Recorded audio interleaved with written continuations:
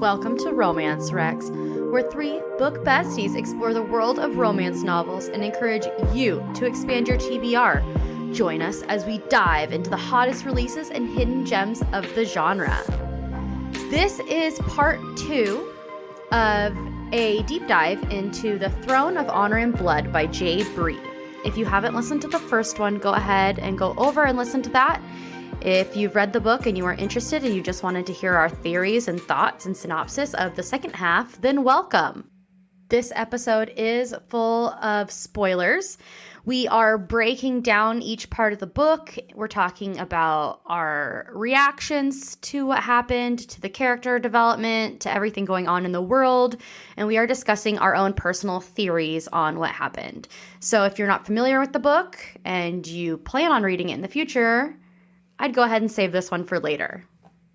And buckle up for some bookish banter.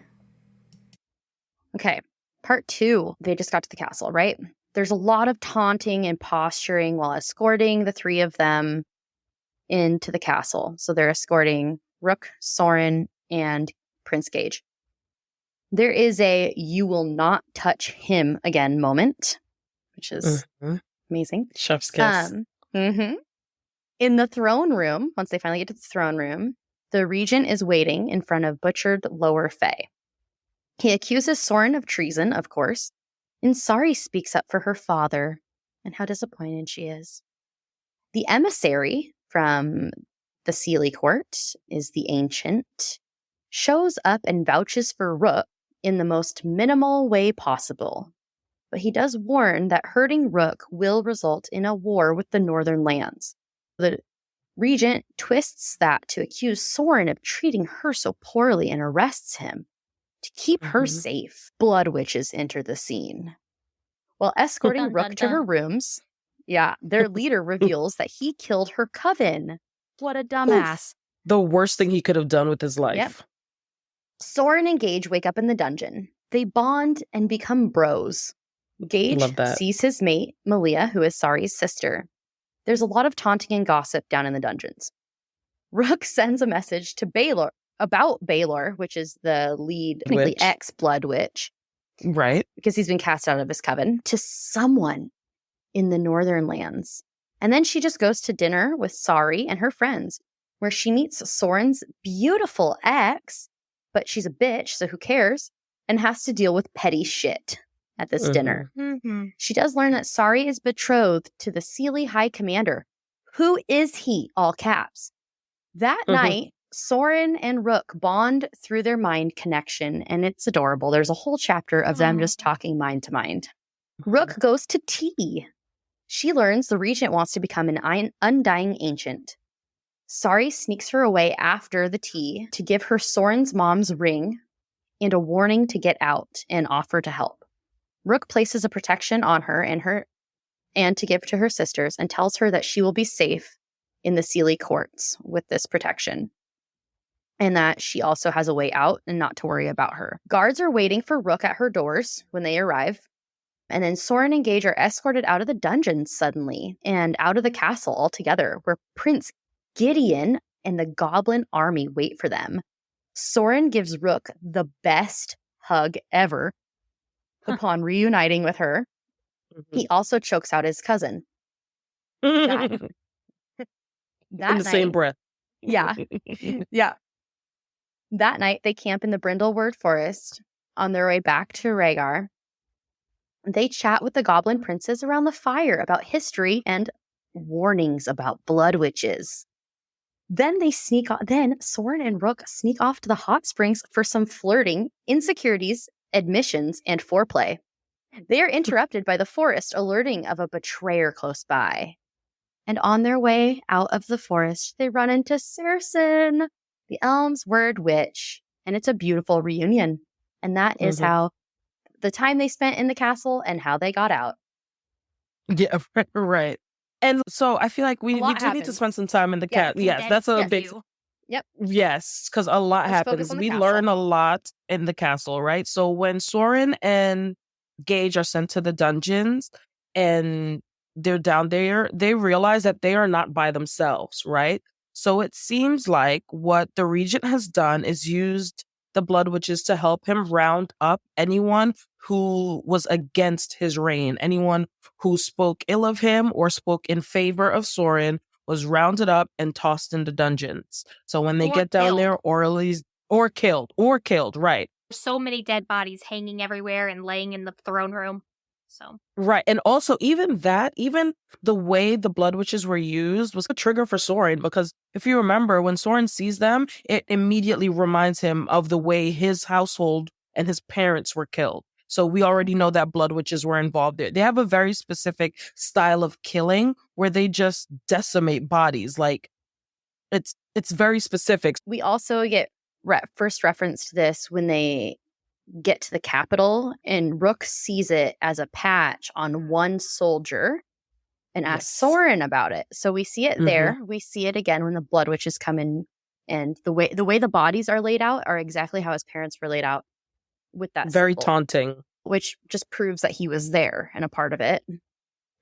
So what a dumbass, leaving your evidence right there in front of thousands of people. But also, doesn't this go back to book 1? He was looking for these witch marks too on some of the witches? He was looking at, and he was looking for it on Rook too when he met her, I think. He's seen it on some witches before. Rook tells him this is an old witch's mark that should not be known. This was knowledge that was supposed to be forgotten. Yes. Which then makes me think, does this have something to do with the state of the castle and the undead? Right. Yes. And the type of magic that Carl is currently doing. Mm-hmm. Maybe they're all unknowingly wearing part of the spell. Right. Because does she say it's a rune? Does she say that? Or no? She says it's a witch's symbol. But either way, we know that certain... Yeah. We know markings and stuff can hold magic. So if that's the case with this, that could totally be a part of some kind of evil, nefarious magic that they're all just boasting and completely comfortable with. Yeah, right. Stop. It is a word take mark. It straight to Prithian. Oh. It should have been forgotten. I hate that. But so we see all of that happening in the castle. The Blood Witches are running rampant. Orly's daddy's down in the prison. Who else? There are just people down there with him. Airly's dad. And Orly, not Orly. She's like, Mom. leave my husband in there, please. People are just like walking and dancing around and over these dead bodies. It says like their blood is like ruining the hems of their dresses, and they're just acting like that. Yeah, Sari is literally sitting in a beautiful gown, as she likes to do, and the bottom of it is drenched in like blood. And I mean, later we know that Sari probably absolutely hates that, but that's just a norm. This is just how this castle has been operating. This is our first sneak peek behind the lens of what's going on there, and it is actually terrifying what the regent is doing or allowing to be done. Yeah, and this begs the question, how long have the Blood Witches been out and present in the castle? Because, and I highlighted it through my second flip through, we've endured this castle full of high fake hunts for too long to slip now. They have been there a long time, which brings back my theory, my original theory, that Aura knew about the Blood Witches and didn't say anything. Here's the thing. Which supports Deb's theory that Aura is a spy. Yeah. But here's a thought. But it also supports something else. If they're all under a spell, she maybe can't talk about it or doesn't remember when you leave the spell. Oh, that too. That's a nice way to think of it. Yeah. Okay. Yes. We could go anyway with that. But then also, what if she's the mom? Aura is actually Thea's mom, right? And she cannot say anything because the regent found out and is, I will kill your daughter if you start spilling secrets. What if he's using like her secrecy? Using a secret. Yeah, you get me? Because Aura's vote is pretty powerful towards, like, she counts towards Soren. Her seat on the council of whatever's. So, I'm sorry, that just makes me think, because like, if this is her baby, she is going to keep quiet about it. She's not going to tell anyone. If the regent is like torturing this girl and no one else knows that she's Aura's child, she's going to do whatever she can to protect her. I think she fiercely loves her kids. She just loves them in a terrible way. The way she loves Airly is horrible. It's horrible. It's horrific. It's like the kind of love that isn't actually good, but I think Aura does love Airly in her own twisted way. Just in a controlling way. Yeah, so narcissistic mom. Right, exactly. But that doesn't mean the love isn't there some way. So I don't know. I'm just saying now I'm seeing the light that possibly Thea belongs to Aura. My biggest thing that never added up to me, and I thought it was a plot hole, was that Aura should have known that at least some nefarious things were going on. The fact that the entire court didn't bat an eye and could that easily ignore it, that trauma, I and think all it's of magic. I think I support that Aura. I think she's double agent now. Oh yeah, I fully think that Aura is the spy that we're looking for. Okay, so we're in the castle. This is when we see, sorry, we're still in the prisons. This is when we see Gage react to his mate. And I know there's a lot of thoughts about Gage's mate. He has a visceral reaction to seeing Malia. Yeah, we talked about it possibly not being her, but after rereading that scene, no, it's her. It has to. Yeah, exactly. And that's what I was going to bring up. There's a lot of like theories that his mate is actually Sari and that they're like playing it cool or whatever. But when he encounters Sari, the reaction is not the same as Malia. And if Sari is his mate, I feel like we needed to have seen a different reaction, because the reaction he gives Sari is kind of like, I hate you. But yeah, I think I'm going to jump off the bandwagon of thinking that Sari is his mate. I think it's fully Malia. It's part goblin too, so. Yes. Exactly, yes. Yeah. So yeah, that just tracks for me. So yeah, we eventually do get out of the prison, but while we're there, Soren is like doing the Aelin thing and like diving down into, is it Aelin? Yeah, diving down into his magic, right? She was doing that for 3 months. Find where it is, yeah. So Soren's been doing that. Yeah, that's how him and Gage bonded, because he did a bubble around it and they were talking about magic. They were talking about Rook and how much Gage knows more than Soren does about her time in the Northern Lands. And he's like, this is not my place to tell you. If you don't know by now, I'm not going to be the one. Right. Which I wish he would have been the one, because we all have questions. Yeah. And there are a lot of chapters at the castle, but it's 36 hours, right? They're not even there 2 nights. So they're not. Yeah. I didn't care for her inner monologue about Soren's ex. Absolutely not. We did not need that. That is not the Rook I know. She is more self-assured than that. Yes, okay, great, she's beautiful, but there's so much more than that. You know that she's an ugly person. She's sitting there being catty towards Sari and everything else. She's wearing the Regent's colors. You can't. I wanted that to go. You know it. Yeah.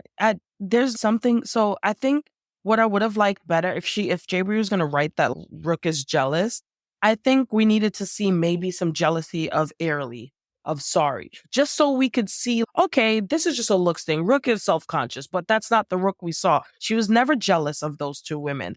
And so I think the only reason she is jealous is because this woman was with Soren. And if that is the case, give me that. Give me the she has been with my man jealousy, not I'm less than her jealousy. Well, she kept saying, oh, this is his type. This is his type. Bitch, you know that he never expected to be with a witch. You're not his type, babe. Let's be clear. You are not this man's type. Not his previous type. But before that, witches were not on his radar. He was not looking for anybody with silver eyes, babe. He was trying to kill you. Yeah, exactly. So to see, that just wasn't a plot line that I felt was true to Rook's nature and the character that she was showing us. So I didn't need that. The way you guys are talking about him makes me think she fits like kiss, marry, fuck all 3 for Soren. Or kill, marry, whatever it is, kiss. Oh yeah, kill. Yeah. She is. Well, not so much to kill anymore, but at one point, yeah. He could do that with the different versions of Rook. So the Rook, his Croy that he knew in his kiss. Yeah. Yeah. The Rook that he meets standing there. Yeah. The one he meets, the soldier from the Northern Lands. Kill. And the one that saved his kingdom. Immediately. The one that wears the special robes. Yeah, marry the soldier. And it goes who saved his kingdom. Kiss, kill, marry, like in that order. Yeah, exactly. She's all that's 3. Exactly right. Yeah, that's his bae. That you can't tell nobody that's not his boo now. But yeah, we didn't need that plot line, but we did learn a lot with that whole dinner and the tea. Sari, we've come to find out, is a double agent for her father. Her father is stupid as hell. Yeah, I mean, I saw that coming. That was like it wasn't. Yeah, for me, I needed it to be, because the level of idiocy that was in this, the vapid, like just I could not believe that this was her character, especially when she had already given us breadcrumbs to a nature so different than what was being written on page about her. And we saw it in book 1. Well, the moment we met her, I was like, there's more to this character because I'm so excited to learn more about her. I want a novella of her and her fate and how she's been able to lead this whole, it's not even a double life, just a false life. Yeah. The only true her is in her mind. And that she does not get to outwardly display who she is ever, even with her sisters, because technically they're always under surveillance. So the little pieces of love she can display or whatever, she's never alone. Literally, she was only ever alone for the first time, probably when she was with Rook and they went through the portal to the Fey doors to different parts of the castle. Which also, can we talk about how big the castle and just that kingdom is for them to need Fey doors inside? That made me sick to my stomach. Many? So many. I was like, I did not like that. Rook and Soren never rule from there. Because I'm like, I don't think Soren could live there. Down to it's gonna have I think all that Soren, evil, dead magic. Yeah, they're gonna have to do something with it. I don't think he's gonna be able to be there. That's where he lost his entire family. Yeah, I don't think he'll rule from there. I hope not, at least. But yeah, so what else happened? That's what we see. We get the information. The goblins save them shows on. Up. Yes. Yeah, Prince Gideon. We ride for Gideon. That's Gage's big brother. I love Gideon. Yes, Prince Gideon. He is next in line for the throne once their daddy kicks a bucket or steps down or whatever, however that works.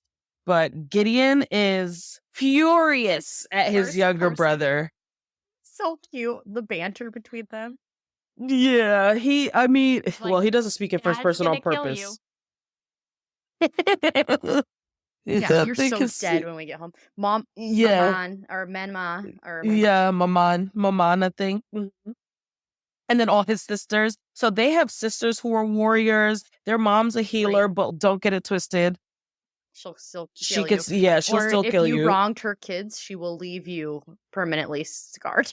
Scarred, yeah. Don't think you're going to get the healing that you're looking for if you wrong her children or her family. And love that. I want a novella of that family now. Right. I do want to know. I love the goblins. I love that they have managed to cultivate and hold on to their histories and their lore and like everything they are in this time of strife. They have literally chosen a side, and that is no one's side other than themselves.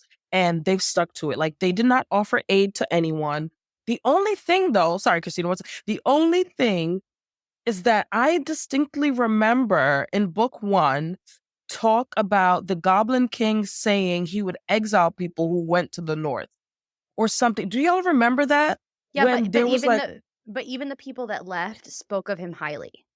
Right. They did speak of him, so but they just said he couldn't come back. Kingdom. Yeah. I mean, that's loyalty. And I think that's also making sure that no one infiltrates their people. I think that's a safety and knows. Okay. Because that had me on the fence about who he was. But then when you meet him, you're like, wait, no, I love this man. You're so sweet. I love you. So yeah. Okay. Christina. My question is, why won't he vote for Soren's side to make the regent step down? Because he didn't know his character. Yeah. He knows it now. But yeah, so now he knows it now, but because he hasn't seen the character yet. Yeah, well, the seer never will. On principle, the seer never will. But all they needed was him. But now it doesn't matter because everything is in ruin, and it wouldn't matter if he voted. The regent would still stay there and take it by force. So because I think he might have come to Soren earlier, but Soren, remember, when Soren meets him, he's a dick. Soren is disrespectful by customs. He doesn't acknowledge their customs. He doesn't acknowledge him with any respect as another leader.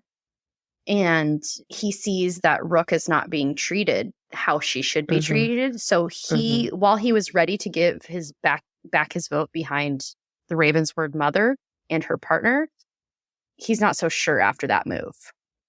And he still doesn't know. And he is putting his force behind them now. Yeah. Now that Gage has gotten to know her and what's really going on, and once Gideon and Gage, they talk and they're like, remember around that campfire that I just read about? They're like, oh, this answers so much. Dad will be so relieved to hear this. You're just an idiot. Really just ignorant. No, he's ignorant. There was no way for him to ever learn these things and the customs and and they're realizing it's no fault of his own. His disrespect is not. It wasn't his choice. It was thrust upon him. And I get that, but it actually works in favor. But if everyone's still so worried about whose side who's on, wearing the colors and everything, if the regent's never going to step down, why does he care about keeping the people whose votes are on his side? He doesn't anymore. Like, they said that when they were in the castle. That was the breaking point where he doesn't care anymore. So the last... Who, Soren? No, the regent doesn't care anymore about... Yeah. So, Soren says that when he gets down to the dungeons, he sees everyone, and he's like, it doesn't... And the guards that were taunting him, all these people threatened to jump ship and leave your side and vote for him when threatened with the dungeon. I just hope you know. But the regent... Yeah, it was right when they get down there, and he looks at everybody there. And so he's like, have fun with your followers, the regent. But the regent just said he doesn't need the votes now anyways, because he said to hell with the votes. He's just going to kill you instead. Yeah. So he's already planning to kill them. But now everything's kind of out in the open, and I don't need it. I have power. He has confidence. It's like Rook said, he has confidence that he has everything lined up, but he doesn't even realize all the players in the game. He doesn't know that there are other pieces on the board. He doesn't see the whole thing. He was confident, too, that the emissary coming over was going to speak disparagingly about Rook. He was placing his bets on that to further his assassination attempts of them, or just like making sure that this... Exactly, and trying to get her to go back to just make sure that Soren did not have enough fuel to take his throne. That was his plan. Obviously, that didn't happen. So now his second plan is, oh, well, fuck it. I got magic. And y'all are going to die tomorrow. So, I think the regent is past the point of caring about the legality of the throne, and he's just going to take it, basically.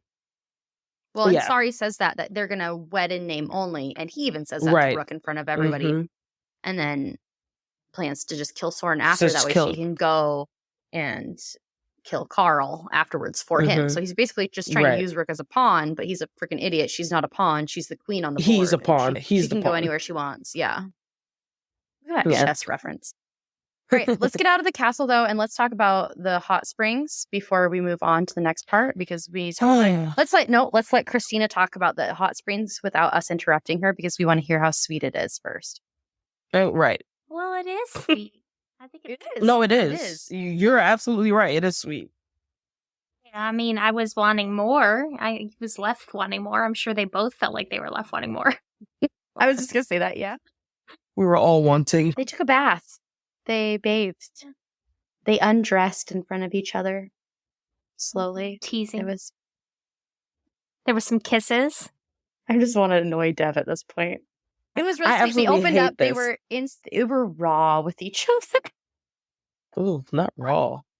Oh, yeah. I loved it. I did love this scene. I think it was sweet, and I think it was necessary for us to push the plot of Lovers, right? We need to get into the Lovers section of their relationship. Writing-wise, J Bree, babe, why did you leave us hanging? This is where it kind of fell apart, the editing. Where there was this is when it starts to fall apart, because this is their first kiss. This is magical backdrop. We're in like beautiful scenery. They've gone through so much. They've come out the other end. They're alone.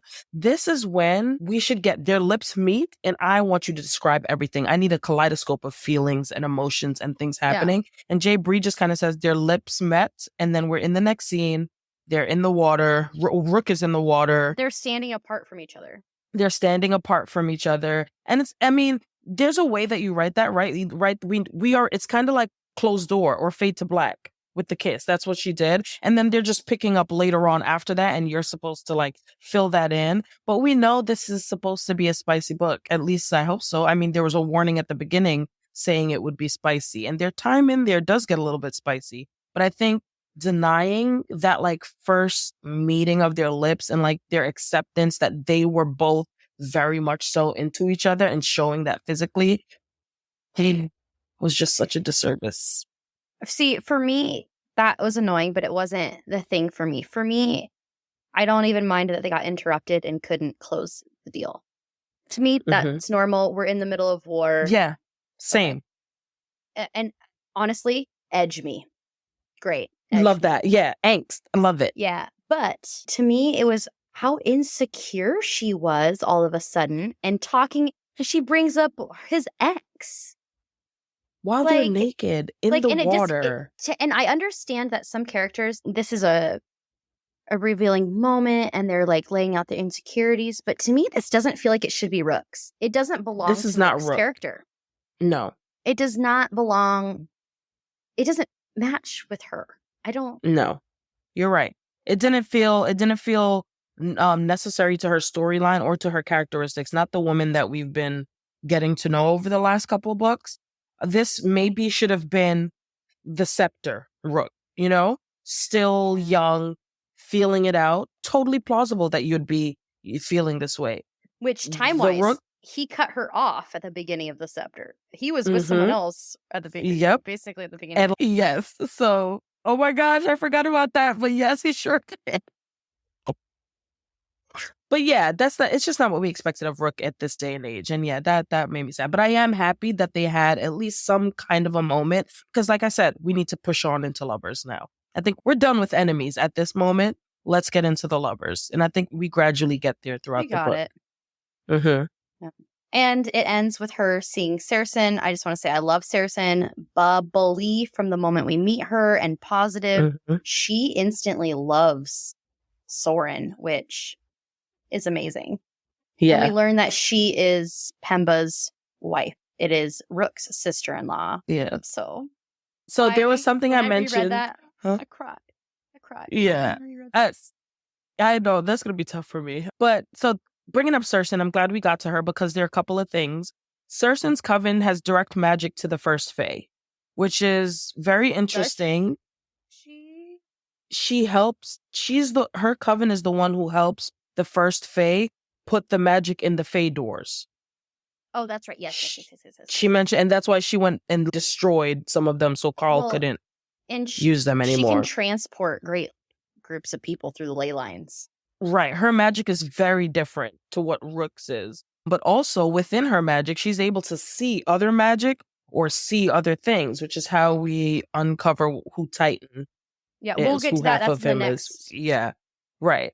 So Cersei's magic, I think, is going to be pivotal moving forward just because it's a different branch of magic. And we're definitely learning more about the different covens and what they are. And I think their characteristics are very clear. Like the Ravenswood witches are very different from the Blood witches. We can kind of see that separation. We're going to get into a lot of these covens in the next section. That's mostly what they talk about, honestly, in the next book.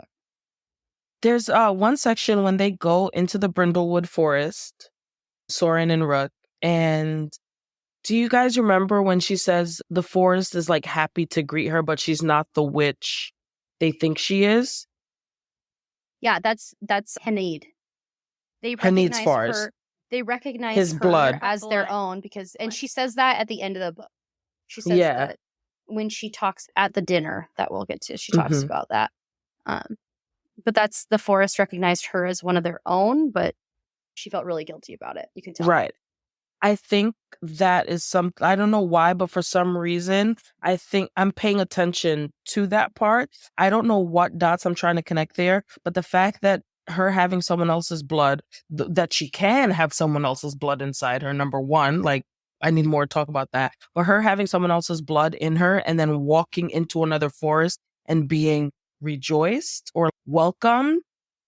I think they all recognize her to some extent. They all do as the favored child.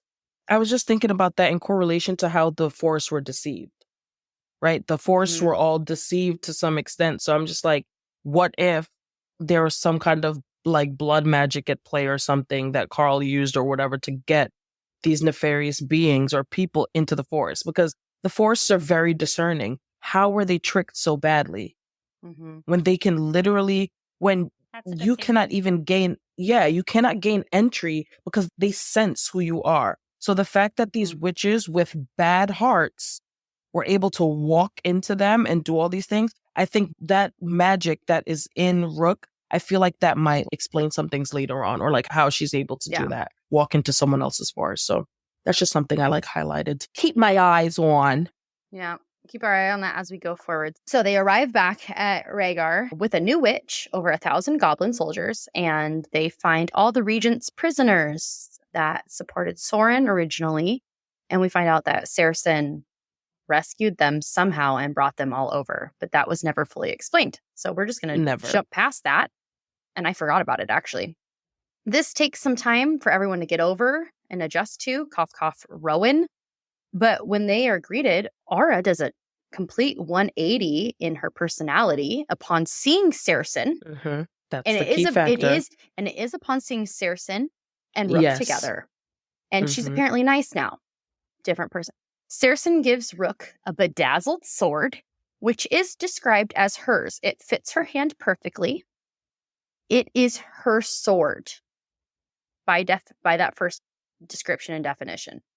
They all have dinner like one awkward family where everyone is scared to talk about anything.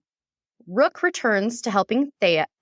She talks war and gossip with Saracen and the whole crew eventually, and they just go back and forth. And again, she mostly just stands there looking at people and don't worry, that's not a problem. And then they go, but this is a problem. We need to discuss it more. But no one wants to elaborate. She won't elaborate to them why it shouldn't be a problem. So that is on her, but they also don't listen to her. So whatever. Also, Titan is revealed to be a shade of the Ravensword Forest. Gideon warns Sorin the night before their wedding and explains what blood witches are. And in the same breath, tells him to keep an eye on Rook because her nature is too nice, which doesn't line up. And then it's the wedding morning, and Sorin and Rook bond really sweetly over wedding traditions and their different ribbon customs. She explains the significance of her ribbon, and the wedding happens, and her dress is so scandalous that Sorin almost kills all the males in attendance. And then suddenly they are whisked away by Saracen across the ley lines into her home forest to finish the marriage rites there. They stay in her village for the night and finally get it on. It is not confirmed or denied that this is Rook's first time. It didn't seem like it, but it was not mentioned either. So that is a point of contention for me personally.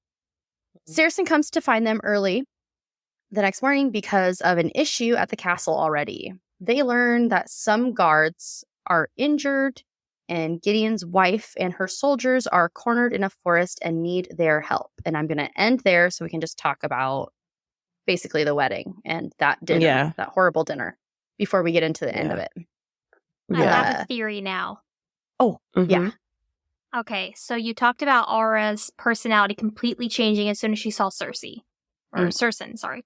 Yeah. What if she was under, like, dark magic for many, many years, and Saracen took it away as soon as she saw her? And so now this is her real personality we see. Like, just the effect of Saracen being there? Because I feel like Saracen would have said, like, just her being there. But she didn't say Because she says at the dinner that they brought her friends. What if the father, the person she really loved and had a baby with, is a part of the prisoners? Now she's happy? And it wasn't the group that was saved. I like yours. I like yours. It has something to do with the effect of that castle lifted from her. She's been for so long, and now she's actually able to show love and affection. Well, there's something there because literally she does not change until she lays eyes on Cersei, and that is very clear. So there's definitely something. Yeah, seeing them because then she even becomes a little nice to Rook too. Like a little bit. She includes both of us. Let's get you two opportunities. I'm like, and Soren's like, it's fuck away. It's very weird. My whole problem with that dinner is the lack of communication. No, the lack of curiosity.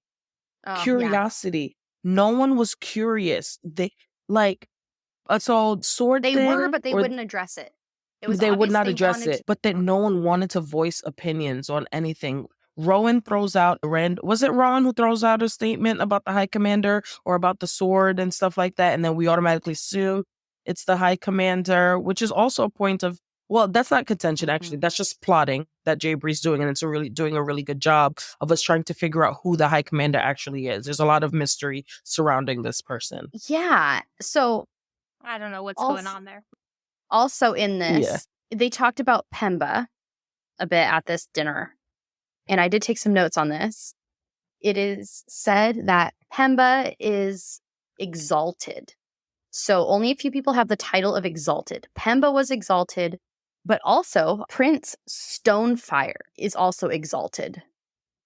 Mm-hmm. Is this that Fae Prince she sleeps by? This is the Fae Prince that I did the math. This is the one she slept next to. Between Pemba and him is Rook exalted too. You have to go through these trials. Fame or whatever? Afanya. Mm-hmm. I don't know. Everyone calls her that, even her other family. So it's probably a silly word. Like, oh, yeah, because I wondered if it meant exalted, you know. Maybe, but it's very specific to her. It feels. Oh, we don't know. We don't see them call anyone else. And it's very possessive. Like, that's my Afanya. I feel it's like queen, maybe mother, leader, savior. Because I think she is the main. It's their group of 6 that saved them. I agree with you though, Dev. If I had been at that dinner, I'd be like, "What do you mean? Give me more details." But it's just quiet, don't have to be thoughtful. So they talked about how the High Fae only heard of other High Fae in the Fates War, and that's why they hadn't even heard of Rook. Rook, right? That's why they hadn't heard of anyone else, of Pemba, and they're like, "You didn't even hear about Pemba, Evening Star, right? Yeah." What? Yeah, no one wanted to ask questions, and even if they wanted to, but no one would, and that's what I'm saying. I love it. I like it for the plot, but I don't like it for the writing because even if J Bree didn't want those questions answered, I think they should have been asked just to even spin us for a loop even more, right? Oh, so is this sword yours or is it Pemba's? Rook sits quietly without answering. Well, now we're shaking, yeah. Saracen even looks over at her at one point and was just like, "You came here to meet your fate. But you can't even face what you've already been through and all the things you've done." Just, what are you doing? Yeah. The relationship between Saracen and Rook is definitely deep. Obviously, they know a lot about each other. And Saracen has a lot of information about Rook. But I don't think Saracen shares the same, I guess, train of thinking of Gage, like where she's, okay, I'll let Rook tell you that. I think Saracen will scream from the rooftops her sister-in-law's accomplishments. If given the chance, or if someone asks. Or she will push her to do it herself. Yeah. She's her hype girl, her biggest cheerleader. Yeah, exactly. And, her family too. Yeah. The dinner was interesting, but it could have been a lot more. Yes, I do agree. I think the dinner fell a little flat. And it didn't get answered. I needed That's what I'm saying. Yeah. Even if Rook just stared at them, the fact that the questions we're thinking or asked leads us to know, okay, these are things. Or she got up and left the table because she couldn't handle it. Give me that. Right. Then we're like, oh my gosh, that's something, right? So now we're rushing back out after the wedding. They've had their wedding. They've had their sexy time in the Ravenswood Forest. I mean, the wedding was so basic. It was so basic. Yeah, I think I expected more of the same way the first kiss. I thought the wedding would be a little more intricate. I do love how Rook had been making his ribbon for so long. Absolutely. She learned her face. That's and I thought she was making the ribbon for herself because when it's brought up for the first time, it's kind of like this is her thing, right? She's just tracking her life. She's always this whole time. This whole time she's been making it for him, whether or not she was going to choose to give it to him, right? But now they're at a space where she actually will give it to him. For years, she has put the horrors. What? Jordan, why are you crying?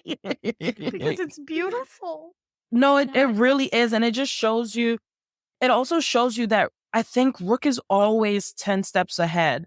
And I think she does have a bit of a savior mentality, or where she wants to make sure everyone's okay. She wants to save everyone. She kind of wants to just take the hit if everyone is going to be okay.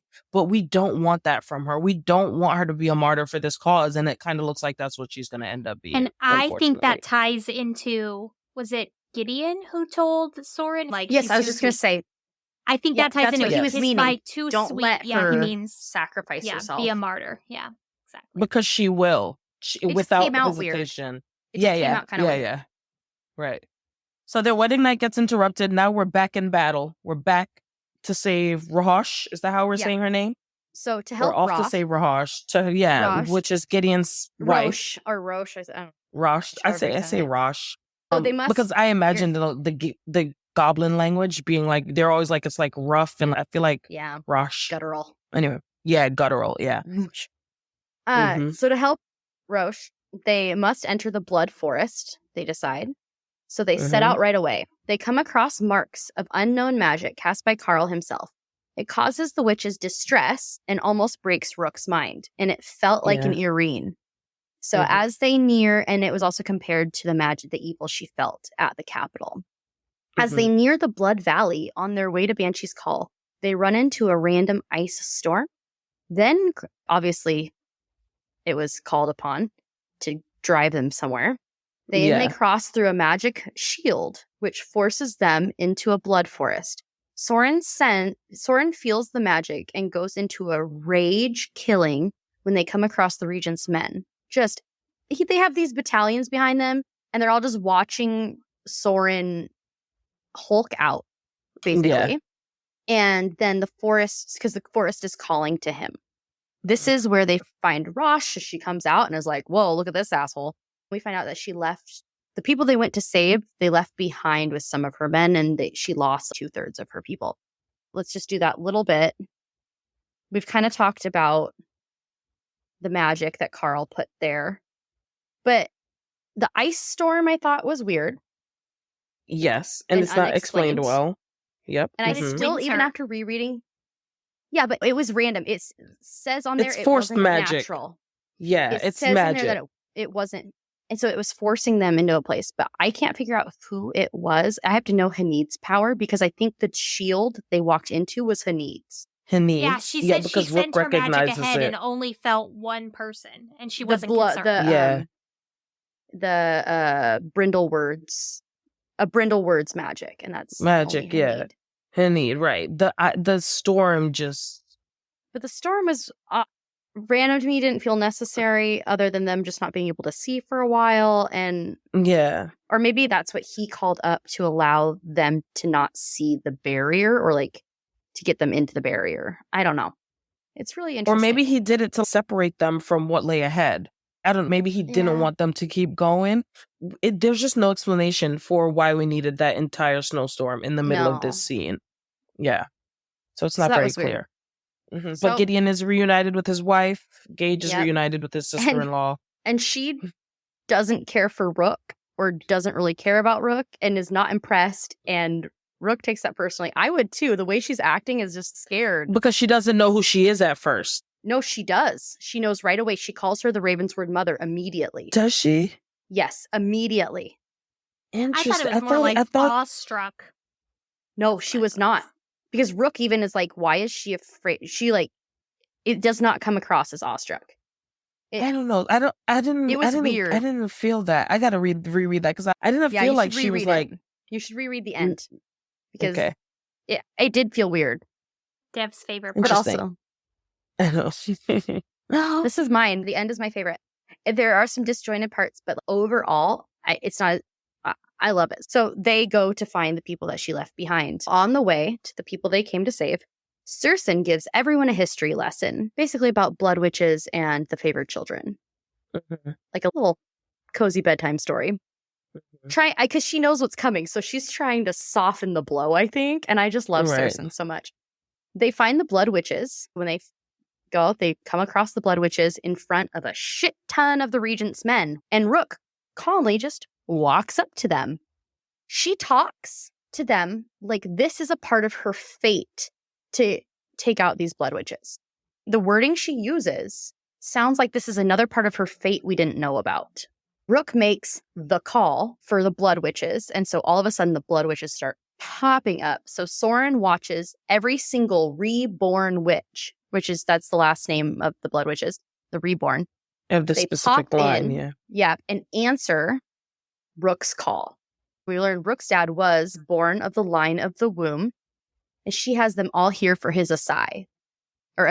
Oscar, her cousin, one of the most notorious blood witches, mists an entire legion, a whole legion, when their commander insults Rook.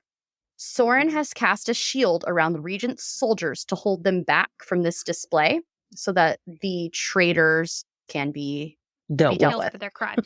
They do the say where her uncle, her father's brother, calls him out as a betrayer and lists every single member of her family that he killed, because they are technically part of the line of the womb of the reborn as well, which is their greatest sin, to kill their own or the favored children. He is tortured and then killed.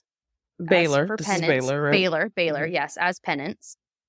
And then Soren breaks his shield, which so impressive that he can do that big of a shield with that much control already.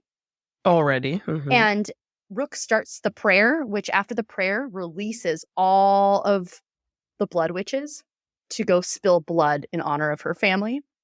I cried reading this. I did not cry the first time while I was reading, but reading it again, I just cried the whole time. And they slaughtered everyone for her. It's right. beautiful. And to be fair, that's their purpose. That's their coven's purpose, right? It is. To spread blood or spill blood for the earth. So they're just living up to their namesake. It just so happens that this is also like a murder revenge funeral thing. Yeah. And so after everyone leaves, the only one left standing with her is Oscar. And Oscar calls over to Soren. Taunts him, is get the fuck up here. What are you doing? Yeah, why are you back there? He literally says, you're embarrassing my family right now. Get up here. Right. When he goes, he disappears because Hanid attacks him and throws a shield over them. And Oscar has to pull Hanid off of Soren. And he threatens Hanid because Soren is part of his family now. And Hanid is a whiny bitch and outs the secret part of her fate to everyone there. All the soldiers, to Soren, everyone. By saying that she has to die, and how can you all stand here and just let her do this? And then Rook confirms that Pemba died to save her in the last stand, and that is where we end. She won't even look Soren in the eyes, so we don't even get to see the devastation on his face. Yeah, that was hard for me. Like, this entire ending killed me. As soon as we get into snowstorm vibes, I could already feel things happening, and it started to break me down a little bit.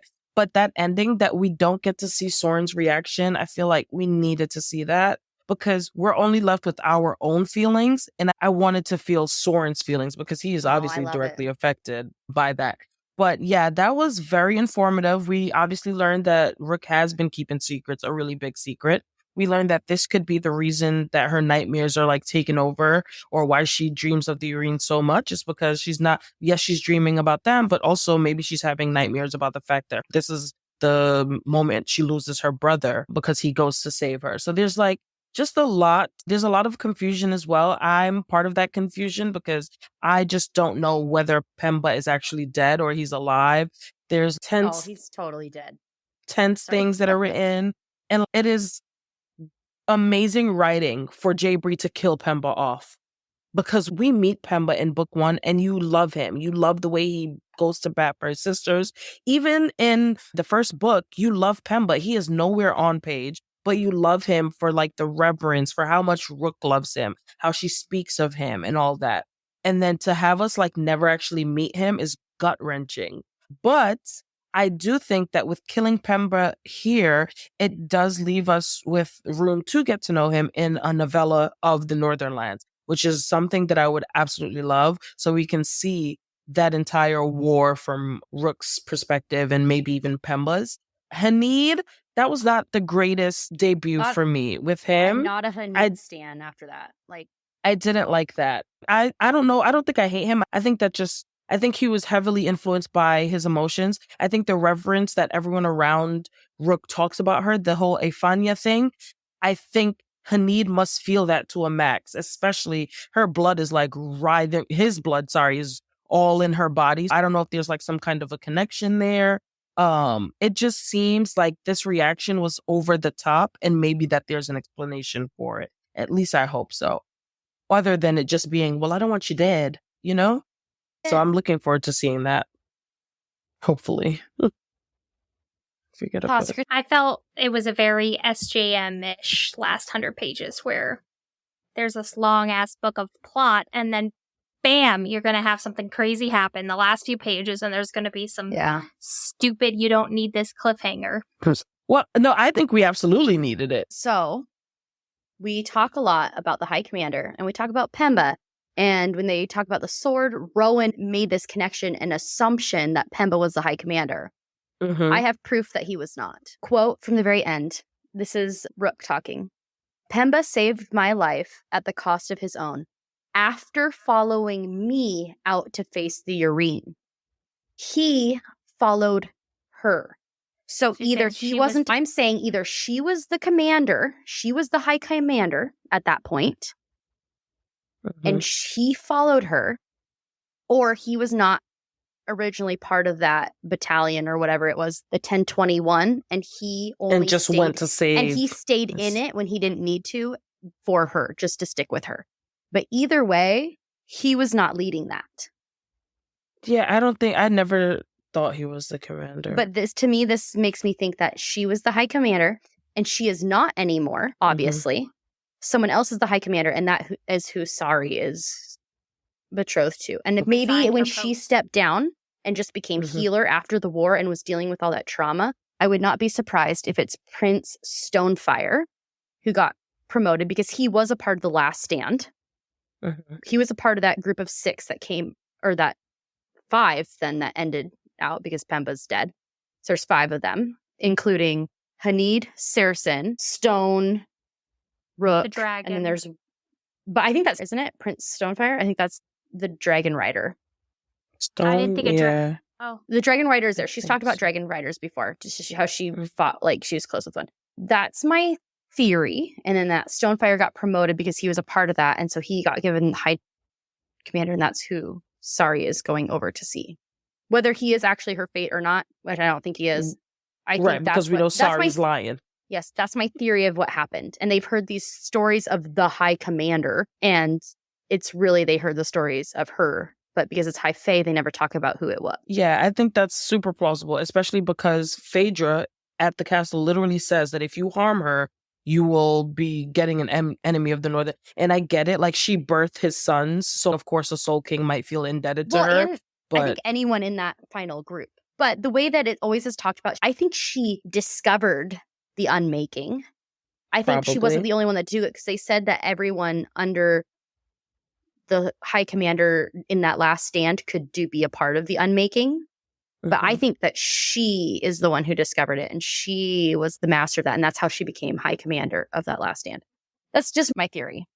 Probably. Also, there are 3 mothers in that group alone. Well, I count Hanid as a mother, but that's only because he's literally the last of his line. But yeah, but like Saracen is a mother, Rook is a mother, and then he is a father. I don't know. That's not really a role in the covens, but he is technically the last of his line and has all that power in him. There's definitely and then the Blood something Witch mother there. is back now. The Blood Witch mother is back. Because she was called home by her blood. And it was said earlier in the book, because when they said, I forget what witch's coven, the last of the womb died in the last year of the war, right? Yes. And they said something about her relic. They asked about her relic. And Rook, in her inner monologue, she said that her aunt has it. So the mother of the reborn has the relics, the missing relics of the other forests, and will help heal by returning them to them. I thought that was interesting. Yeah. But I think the final thing we need to talk about, I mean, we can talk about more, but we just need to make sure that we talk about the fact that she's supposed to die. Yeah, I don't like that. I don't support that at all. But also, this is supposed to be some kind of a romance, so Rook needs a happy ending. So regardless, if she has to die, she's going to come back. I don't see her dying and then being done. I think there will be a way to either save her before she dies, or, when she dies, something happens. I also think Rook is still keeping information from us. She's one of those characters who you can't allow to speak on page too much, because they will reveal secrets that they're not supposed to. And I think there are possibly things that Rook still has not told us. Like, literally the last words out of her mouth are something so big and devastating of a secret that she's kept for months now, dealing with. So I don't think we're done with seeing lying ass Rook. I think there's still more, and hopefully that more will give us like space within her fate to rip it apart, as far as it being black and white that she has to die. Yeah, I think that because of how much they talk about the Fae magic and how little is known, and then how, again, always mentioning how powerful Soren is, I think Soren is going to keep her alive, or literally pull her back from Elysium. From the end. Like, I think he is going to, with his will, because he says his magic, he describes it as selfish and it is his, and it's territorial magic. And I think that alone will keep her this side of Elysium. He will not let go of Rook. Soren will not let something bad happen to her. And if it happens to her, I think he might just go along with her, which would be so dumb. So I think, we can count on Soren to find a way out of this. If she dies and comes back, I will forgive J Bree as long as she doesn't take her magic. If she does that and takes her magic, I'm done. That's so annoying. I don't love when my super powerful female characters get dwindled to nothing. And we are already seeing Rook kind of be whittled down from the Rook we met in book 1. So having her die and then also take her magic it would be too much. Like at this point, I want you to Uno reverse and bring back first book Rook. Give us the strong woman who's going to battle. Let her cry it out, of course, because we should all cry. But give me the strength of the woman that I met in book 1. I love that. Well, she'll need to have that if she's going to deal with Soren after he learns that she has to die. She needs to be badass bitch again. Though we've forgotten he exists, Carl, that is still her fate. We still actually need to go kill Carl. That's still a big part of her fate. So like, as much as we've kind of forgotten him towards the end of this half of the book, nowhere. Who know? He was like whispered on pages. He had like Rook's a original burnt fate ring in the ground, and that was it. Yeah, right. But we know there's a big battle or something will happen. And Carl needs to die. I don't think weak Rook is going to be able to do that. I think she needs to bring her A game, and we'll have, the strength of her friends and the people who love her and her family behind her. But I don't think this is our last of seeing super strong Rook. I think she'll come back. She'll make a comeback. It's crazy. I was just thinking about this, but we did not talk about Reed this whole episode. And guys, Reed. So listeners, thanks for staying for so long listening. But quick story about Reed.